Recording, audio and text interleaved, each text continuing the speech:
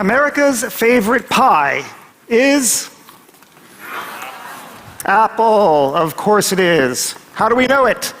Because of data. You look at supermarket sales. You look at supermarket sales of 30-centimeter pies that are frozen, and Apple wins. No contest. The majority of the sales are Apple.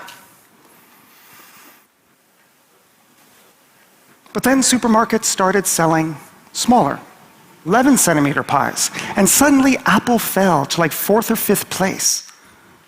Why? What happened? Okay, think about it.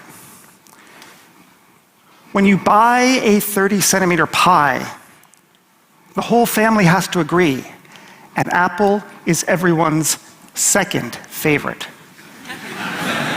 But when you buy an individual 11-centimeter pie, you can buy the one that you want.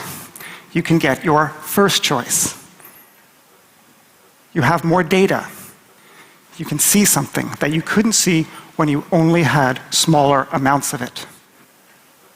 Now, the point here is that more data doesn't just let us see more of the same thing we were looking at.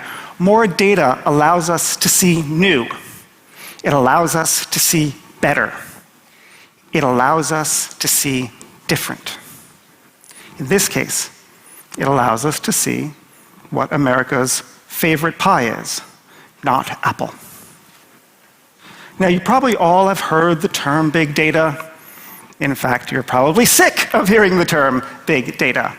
It is true that there is a lot of hype around the term, and that is very unfortunate, because big data is an extremely important tool by which society is going to advance.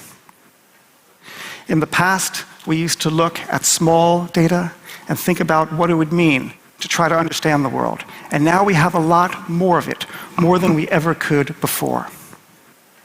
What we find is that when we have a large body of data, we can fundamentally do things that we couldn't do when we only had smaller amounts.